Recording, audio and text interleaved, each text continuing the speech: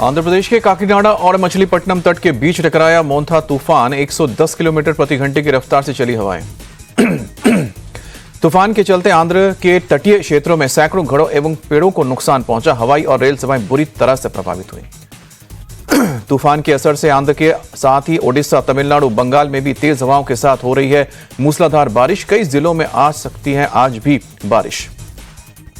विशाखापट्टनम, विजयवाड़ा और तिरुपति एयरपोर्ट्स की 52 उड़ानों को रद्द कर दिया गया।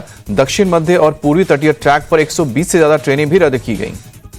हालात को देखते हुए आंध्र प्रदेश के सीएम चंद्रबाबू नायडू रात भर सचिवालय में रहे। चक्रवात के मद्देनजर अधिक सतर्क रहने की अपील भी की।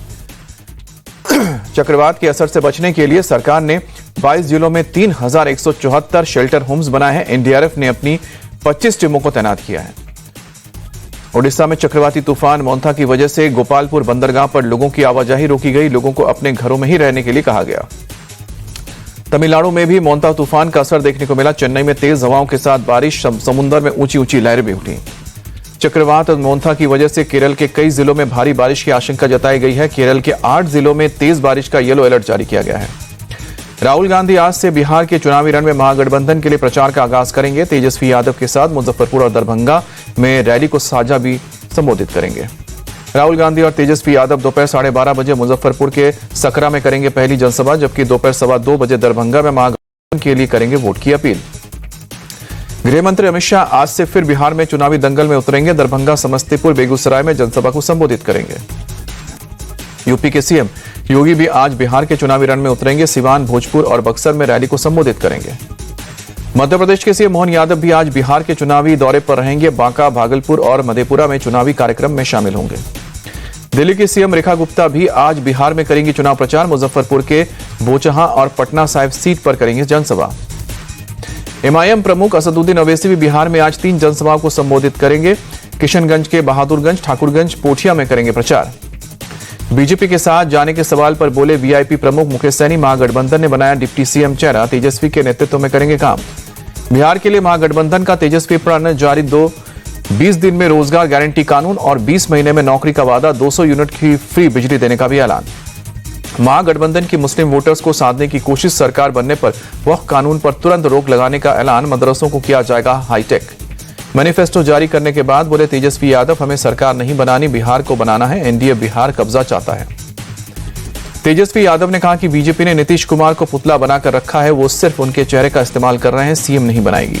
तेजस्वी यादव ने चुनाव में वोट चोरी की भी जताई आशंका। अफसरों को हिदायत दी, पारदर्शी चुनाव कराएं, हर बूथ पर रहेगी पैनी नजर। बिहार बीजेपी चुनाव प्रभारी धर्मेंद्र प्रधान का तेजस्वी यादव पर पलटवार। वोट चोरी की बात करके अभी से अपनी हार का बहाना ढूंढा है। डिप्टी सीएम सम्राट चौधरी का विपक्ष से सवाल पूछा कि इन योजनाओं के लिए पैसा कहां से आएगा, पहले ये बताएं महागठबंधन। बीजेपी नेता रविशंकर प्रसाद ने महागठबंधन के घोषणा पत्र को खोखले वादों का पुलिंदा बताया। कहा कि वादों को पूरा करने का कोई रोड मैप नहीं है।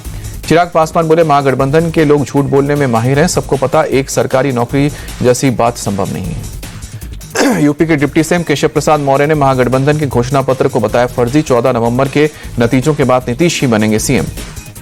तेजस्वी के चुनावी वादों पर पीके का भी प्रहार। बोले, तेजस्वी की घोषणाओं का कोई सिर पैर नहीं है। चुनाव में तीसरे नंबर पर रहेगा महागठबंधन। केंद्रीय मंत्री लल्लन सिंह ने किया साफ, नीतीश के चेहरे पर ही एनडीए लड़ा है चुनाव। सीएम फेस पर कोई टेंशन नहीं। बिहार के मुजफ्फरपुर में सीएम नीतीश कुमार की रैली। कहा कि बिना भेदभाव हर जाति धर्म के लोगों का विकास किया। 20 अक्टूबर को मुजफ्फरपुर और छपरा में पीएम मोदी की रैली। बीजेपी प्रदेश अध्यक्ष दिलीप जायसवाल बोले, चुनाव तक पीएम की रैली और जनसभा होती रहेगी। 30 अक्टूबर को गृह मंत्री अमित शाह जारी करेंगे बीजेपी का संकल्प पत्र। घोषणा पत्र को दिया जा रहा है अंतिम रूप। बिहार चुनाव में सपा चीफ अखिलेश यादव की एंट्री। 1 नवंबर को पूर्णिया, मधुबनी और दरभंगा में करेंगे रैली। 3 नवंबर को शहाबुद्दीन के बेटे ओसामा शाह के लिए मांगेंगे वोट। गोपालगंज में असदुद्दीन ओवैसी का आरजेडी और महागठबंधन पर हमला। कहा कि बिहार में 3% वालों की डिप्टी सीएम, 17% मुसलमानों का पूछ तक नहीं। 2 वोटर आईडी के मामले में प्रशांत किशोर की मुश्किलें बढ़ी। कमीशन ने 3 दिन के अंदर जवाब दाखिल करने को कहा। पीके के 2 वोटर आई कार्ड को लेकर जेडीयू का पलटवार। कहा कि घुसपैठियों की तरह बनवाया फर्जी voter ID card. Pappu Yadav का भी प्रशांत किशोर पर अटैक। कहा कि हम तो पहले से ही कह रहे हैं कि वो फर्जी आदमी है। मधुबनी में जनसुराज प्रत्याशी परवेज आलम का विरोध। पीके के साथ मंदिर जाने पर पुजारियों ने गंगाजल से शुद्धिकरण किया। राष्ट्रपति द्रौपदी मुर्मू आज सुबह 11 बजे अंबाला एयरफोर्स स्टेशन पर फाइटर जेट राफेल में भरेंगी उड़ान।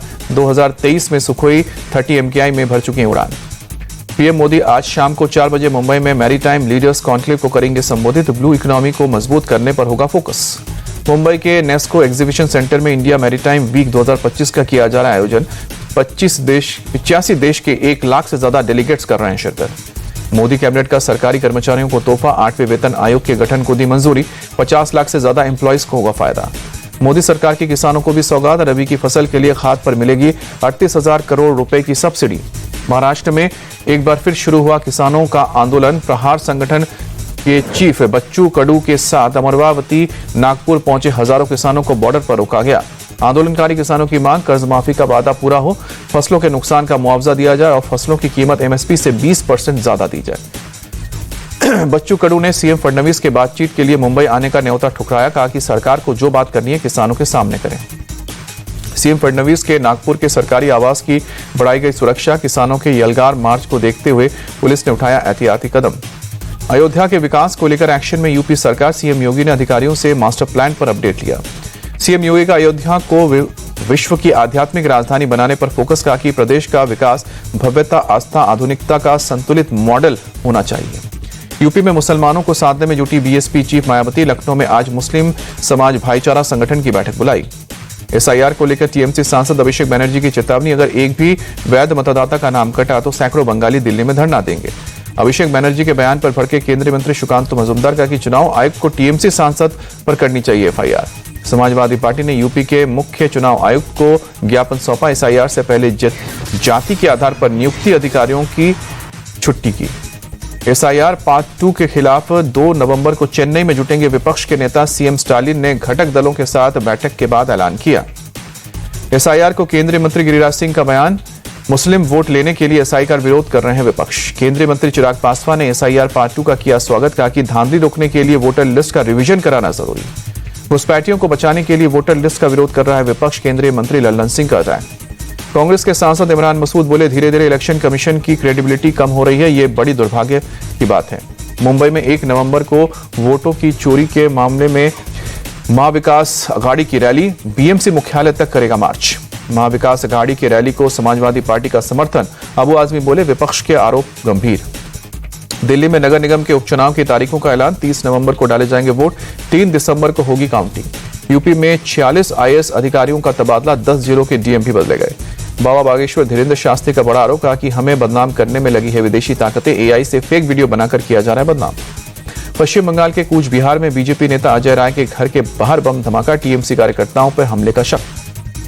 कन्नौज में लव जिहाद के आरोपी इमरान का हाफ एनकाउंटर। पैर में गोली लगने से हुआ घायल। पुलिस ने गिरफ्तार किया।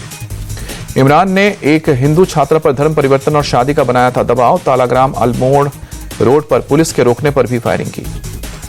राजस्थान में सीकर के रीनू गांव में जमीन विवाद में खूनी संघर्ष। दिनेश खलिया नाम के शख्स पर ताराचंद के परिवार ने 26 अक्टूबर को लाठी कुल्हाड़ी से हमला किया। हमले में दिनेश भाई बुरी तरह से घायल हुआ। मां और बहन को भी आई चोट। पुलिस ने 7 लोगों के खिलाफ केस दर्ज करके वीडियो के आधार पर जांच शुरू की। पंजाब के मानसा में बाइक सवार 2 बदमाशों ने 20 बाजार फायरिंग की। मौके पर पहुंचने के बाद फरार हुए। भाग रहे बदमाश के ओर से लड़कियों की स्कूटी से टक्कर। एक बुजुर्ग के गिरने के साथ ही लोगों ने पकड़ने की कोशिश की तो बाइक छोड़कर मौके से भागे बदमाश। यूपी के सुल्तानपुर में 2 अलग अलग पुलिस मुठभेड़ में 4 आरोपी ढेर। 3 घायल अपराधियों को पुलिस ने गिरफ्तार किया। हापुड़ में शराब के नशे में धुत दबंगों ने मारपीट की। गंदगी फैलाने का विरोध करने पर एक ही परिवार के कई सदस्यों को पीटा। मेरठ की सेंट्रल मार्केट में बुलडोजर एक्शन के खिलाफ व्यापारियों ने निकाला शांति मार्च। महिलाओं ने भी की जमकर नारेबाजी। जयपुर में मजदूरों से भरी बस हाईटेंशन तार की चपेट में आई। 2 की मौत और 12 से ज्यादा लोग झुलसे। महाराष्ट्र के सातारा सुसाइड केस में सियासत जारी। आज बीड़ जाकर पीड़िता के परिवार से मिलेंगे महाराष्ट्र कांग्रेस के अध्यक्ष राहुल गांधी। फोन पर परिवार से कर सकते हैं बात। बीकानेर के जसनाथ मंदिर में लाखों की चोरी का मामला। आरोपियों को पकड़ने के लिए लोगों ने दबाव डाला। राजस्थान के झुंझुनू में पुलिस ने 3 बदमाशों को किया गिरफ्तार। छिपने के लिए पहले महिलाओं के कपड़े निकाला जुलूस। बीजेपी युवा मोर्चा की नई स्कॉर्पियो कार चुराई थी।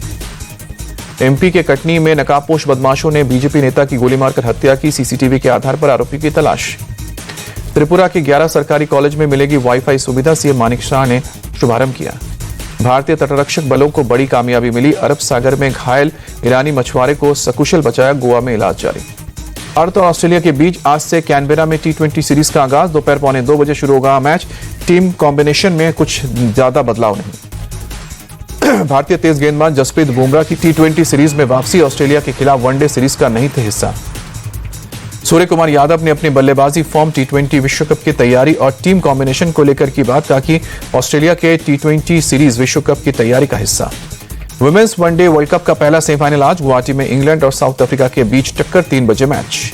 विमेंस वनडे रैंकिंग में स्मृति मंधाना ने करियर की बेस्ट रेटिंग हासिल की। नंबर 1 पर बरकरार। प्रतिका रावल 12वें स्थान की छलांग के साथ 27वें रैंकिंग में। क्रिकेटर श्रेयस अय्यर की इंजरी पर बड़ा अपडेट। हालत में हो रहा है सुधार। अगले हफ्ते तक ठीक होने की उम्मीद। ऑस्ट्रेलिया के खिलाफ तीसरे वनडे के दौरान लगी थी चोट।